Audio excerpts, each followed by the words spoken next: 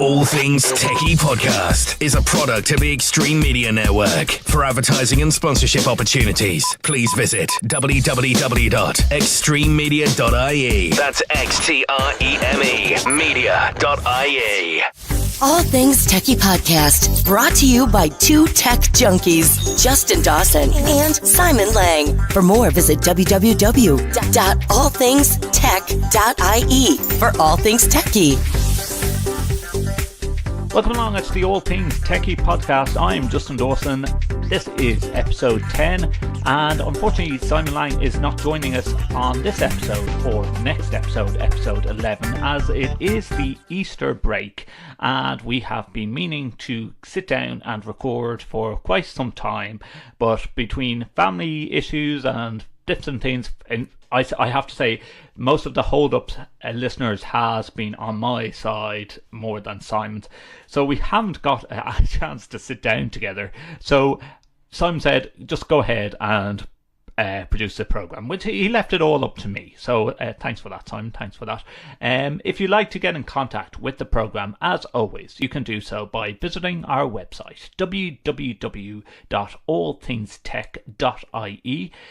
In this episode, episode 10, it's all about exciting your ears, because we were invited to the Audio Engineering Society convention that took place in the Convention Centre in Dublin. Myself and Simon Lang attended. Now, if you do not know what the Audio Engineering Society is all about, it is the only professional society devoted exclusively to audio technology. Founded in the United States in 1948, the AES has grown to become an international organisation that unites audio engineers, creative artists, scientists and students worldwide by promoting advances in audio and disseminating new knowledge and research.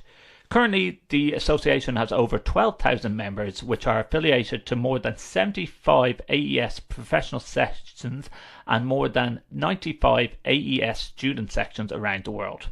Section activities may include guest speakers, technical tours, demonstrations, and social functions. Through the local AES section events, members experience valuable opportunities for professional networking and personal growth. I had the pleasure of listening to The Sound of War, Capturing Sounds in Conflict Zones by Anna Monte from Delta Soundworks in Germany. In a field recording, preparation is key. But when preparing to record in a war zone, where do you even start? Anna Monte shares her experiences, and have a listen to this. Yeah, so this is one of the scariest days of my life. We were about 2 kilometers from an ISIS-controlled city, and we were visiting the front, and as I said before, we should change it to Murphy's Law, this movie. And even though we joke about the movie being cursed, I'd actually say we were very blessed because we dodged a lot of bullets metaphorically and literally. And this place that we visited, they even show a tank that they took control back from the Islamic State. And the next day, this place was bombed, and a lot of people got killed. So yeah, that was really scary to hear about that. So as I said, I really wanted to record authentic musicians when I was there on location, and especially I wanted to record Kurdish music. They were very persecuted, and they weren't allowed to play their music for a long time. So the musicians there were very proud to show their instruments and their music, and that's why it was really important for me to record something authentic. I obviously didn't have a studio microphone or something fancy, but I had my Zoom H6 that I could plug in with a 1/4 inch, and we were passing downtown, and this was a music store, music instrument store, and the guy was just jamming, and I asked him if I could record him, and again, we didn't use it in the movie, but at least we used it in the trailer, so here's a snippet.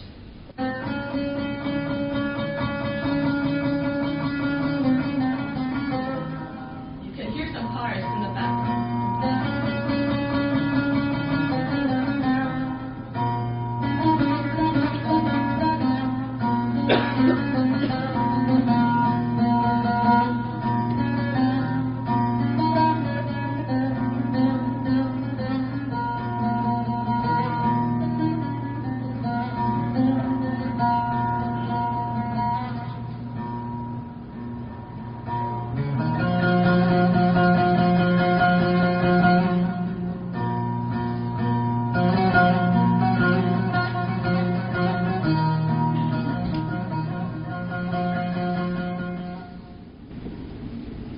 was a music store next to a very, very busy street in a store that had no doors.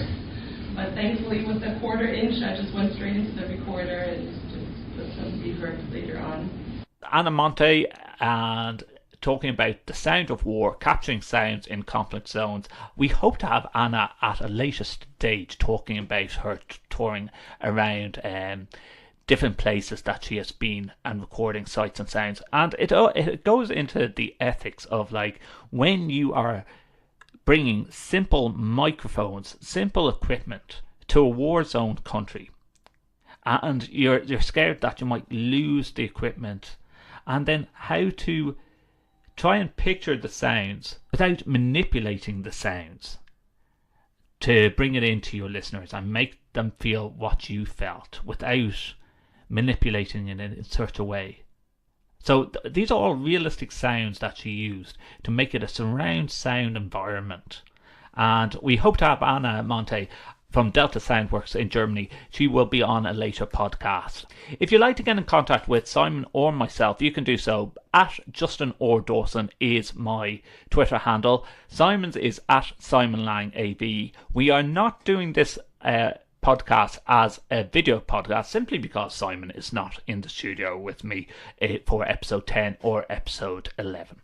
And you can also visit our website, www.allthingstech.ie. Now, another talk that I went to was MPEG H and 3D Audio Goes VR with Jürgen Herr, International Audio Laboratories, Adrian Merza and Niels Peter.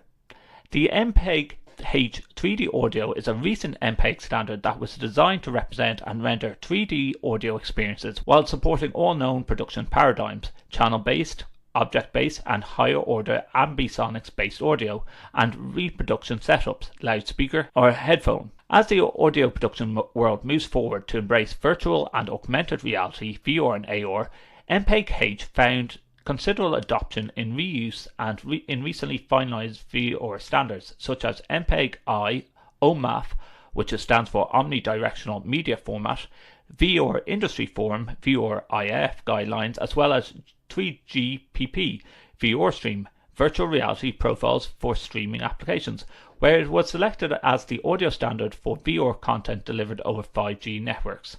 In this workshop, it describes how MPEG-H technology finds its way into the new domain and provides an outlook to where MPEG-I 6DOF VR AR future. Have a listen. So, you've heard already about MPEG-H audio. It's a very complex new audio system designed in MPEG, and it's currently the next generation audio standard for broadcast, streaming, and VR applications. And I just put here some nice pictures with for example, on the left side, a light chain, which was used in live broadcast, terrestrial and satellite. And also you see here some streaming application, which is developed by VU, a set-top box company that supports natively MPEG-H audio. Why are all these things relevant for VR? Because in the end, having the same system used for all applications, you will benefit for live streaming in VR or for OTT delivery in VR. You will benefit of all this deployment, and having a common solution will help and increase the chances that VR becomes successful or more successful than in the past. Few of the key features of MPEG-H audio: interactivity. I think that's one of the most important aspects for next generation audio. It brings, for example, options to personalize the content, so the user is not anymore consuming the content as was designed. You can manipulate, you can interact, you can adjust it to your own preference. So, for example, in a soccer game, you can replace the commentator with a biased commentator, or you can change the language. You can repan objects, for example, the audio description.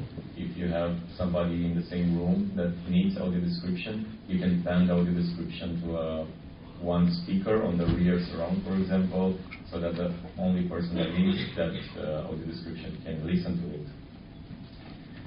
Also, it brings immersive sound. We've seen that the system can carry much more channels and objects, so you can have sound coming from all directions in your living room. Of course, it's challenging to put speakers on the ceiling, so that's why we have worked very hard in the past years to develop new technologies for soundbars.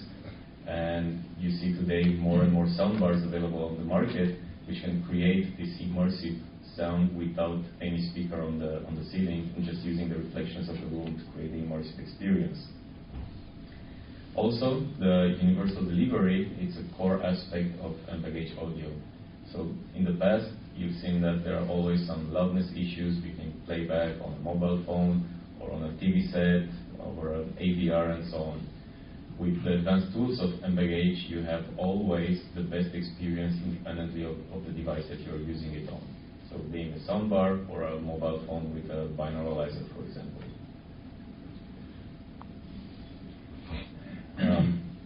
As I said, the system was designed from the beginning, taking into consideration broadcast and streaming applications. So we've learned from the past and also the drawbacks of the previous MPEG codecs, and we've integrated all the aspects which were relevant in the past and not fulfilled by, for example, HAAC, into the audio codec. So now the audio codec deals with all these aspects, for example, the flexibility on loudspeaker layouts, integrated loudness and DRC, downmix and rendering of audio objects, carrying the audio metadata. So now you have a complex set of data which fully describes each audio scene, and everything is carried down in the audio bit stream. This is not left outside on some magic system layer to take care of this. This is burned down in the audio bit stream to make sure that everything is always aligned and synchronized with the audio data. And most importantly, with this approach, the content creator has full control over these new features. Of course, when you are a broadcaster and you're broadcasting a sports game, maybe you don't want the user to remove the dialogue. Maybe you want to allow the user only to increase the dialogue with 6 dB or 12 dB, but not attenuate it or remove it. With this complex set of metadata, you're still in charge. So you can fully control the user experience in the broadcast center.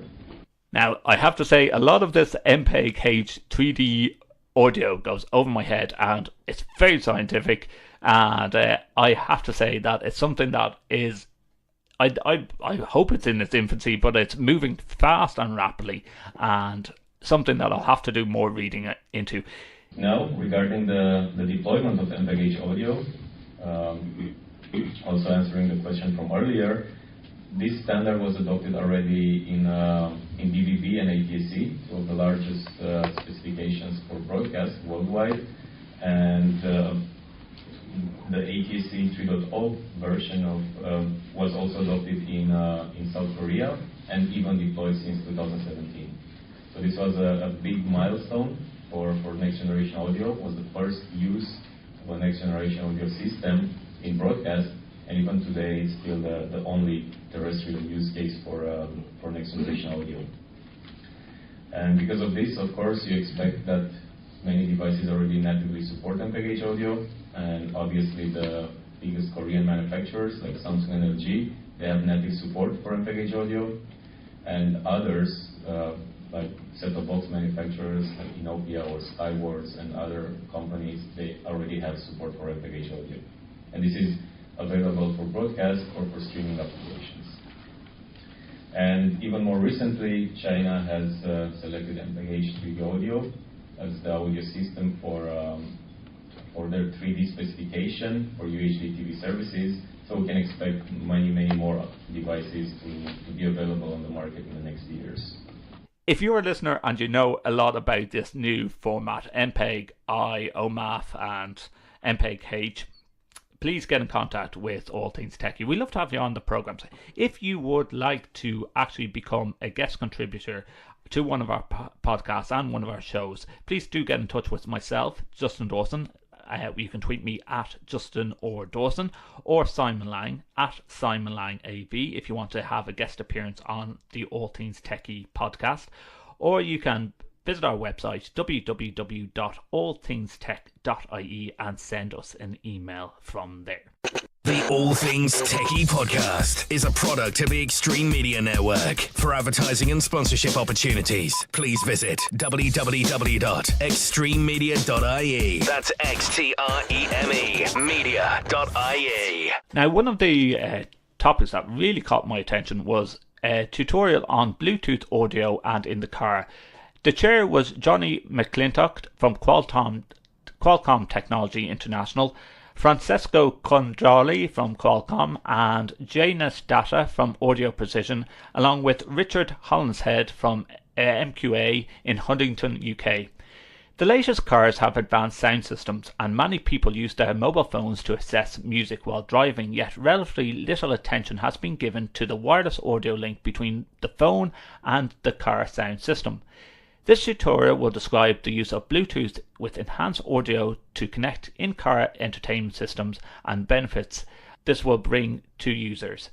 The developments will ensure that drivers and passengers can enjoy CD quality or better without using cables, audio, and rear seat passengers can enjoy synced gaming audio.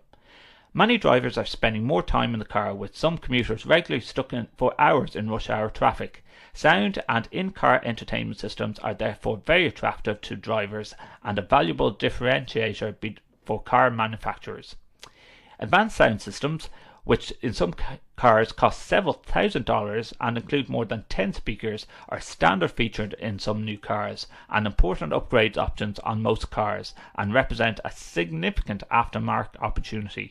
Have a listen. What I want to do is position what went wrong at the beginning and what can go wrong now. And largely it lies with the SBC codec, which is the mandated standard codec for the Bluetooth SIG. Now there are moves afoot to replace that, but certainly 10 years ago whenever it was introduced, it had problems.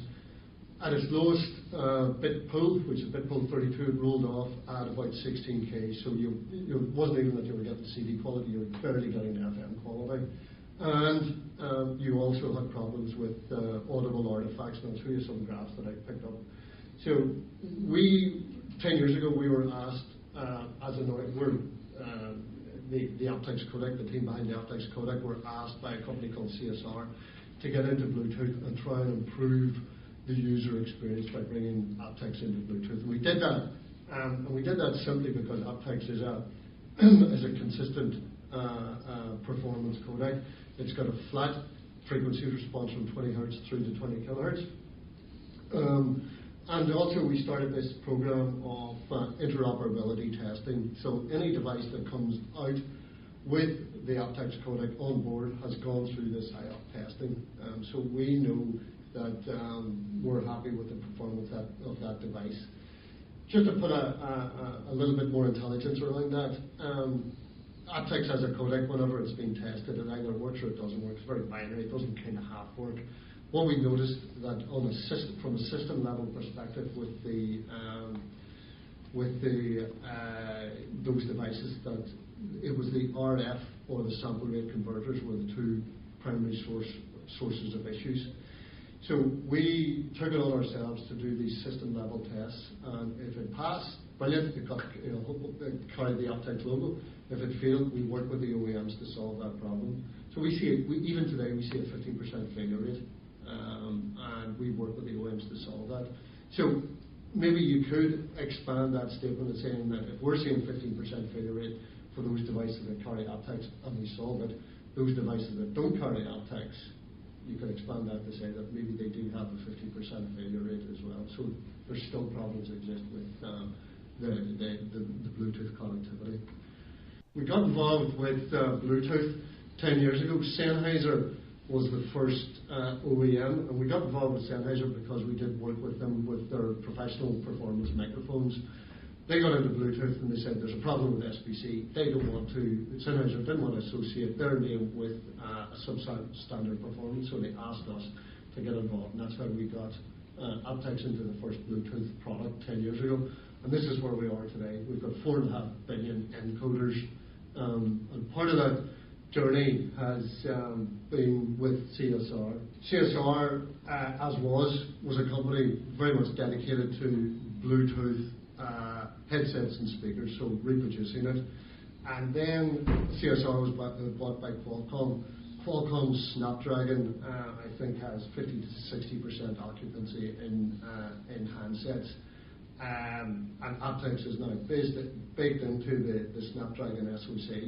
So every device that's going into the market that is an Android device has got the aptX encoder. So it's a super story, not just for aptX, but to an extent as well, the fact that aptX came out of Queen's University Belfast 30 years ago.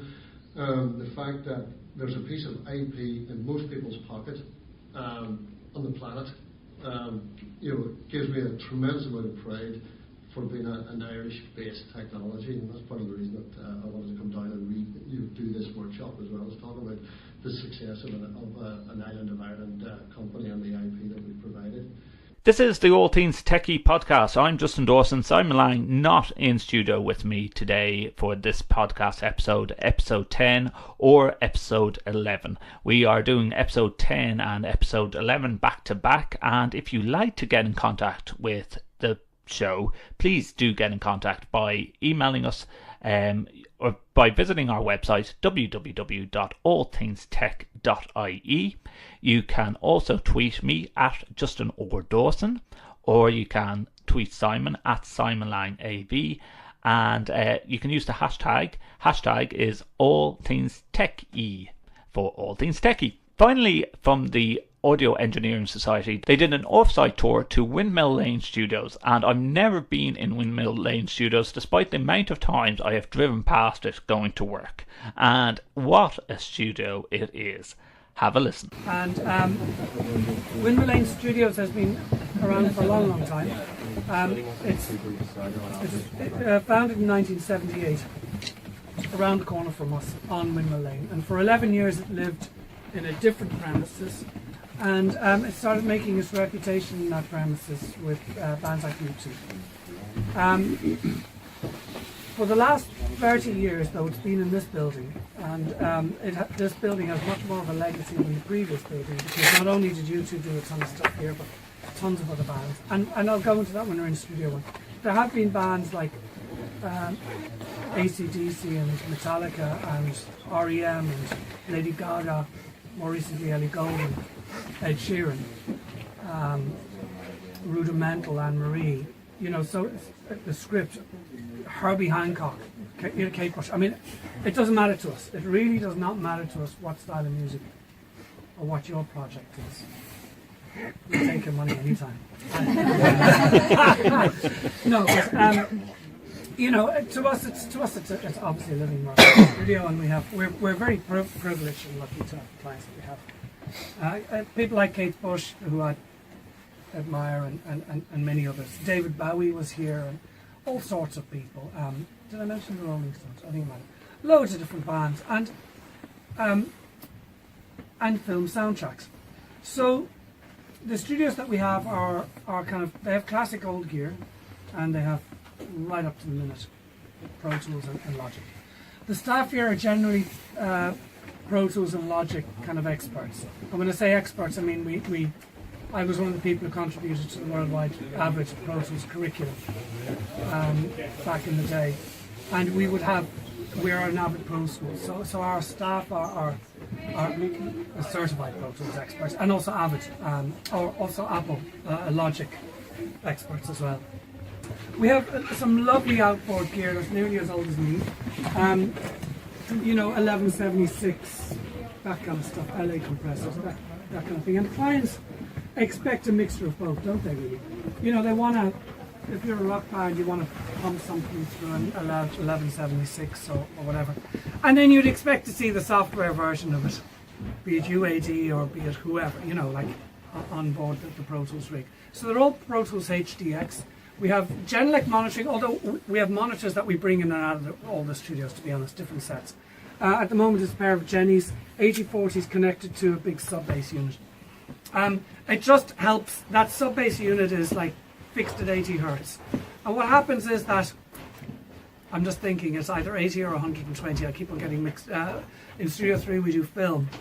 And music's at 120 and film is at 80, I think, that the cut-off, some of you will know. I just remember, I forget off the top of my head, the cutoff frequency for the crossover point for the base unit is either 80 or 120, it doesn't matter. But you will find that really takes the pressure off these guys in a huge way, and these get much louder and much clearer as well. So in recording studios, typically we would look at isolation, which means that the sound doesn't travel outside of the room, and a lot of people get that mixed up between isolation and then the quality of the sound within the room, which is the room acoustics itself. We're lucky with isolation because this used to be like a tram power station, like in the 30s. Yeah, so it's like, seriously, these are big, heavy walls. So that tends to block the sound going out. But then we have diffusers and stuff inside so that the sound doesn't get trapped, and we don't have any gnarly elements to it. So typically what would happen is that a band would set up in here, let's say drums, and we would position microphones to capture the sound, and the microphone leads would go into a thing called a stage box. And that stage box is connected to the mixing console, so that when you put it into the input 1 on the stage box, it comes up to input 1 on the channel on the SSL. From there we route it to Pro Tools, which is a digital recording system, and we record it onto a hard drive. We play it back from that system back into the mixing console onto a different row of faders, so that we can just then hear the sound, play with it. We can EQ it, we can change its tone, we can give it various different environments, spatial environments. That's all from me, Justin Dawson, for episode 10 of the All Things TechIE podcast. Thank you for tuning in. I hope you did enjoy this whirlwind tour of the Audio Engineering Society's convention in Dublin from March of this year. And you can visit the Audio Engineering Society's website at aes.org, and just do tell them that you were sent over there by the All Things TechIE podcast. Loads of photos up on our website from the Audio Engineering Society convention, and you can also view our show notes on allthingstech.ie. From me, Justin Dawson, and Simon, who can't be in studio today, thank you for listening.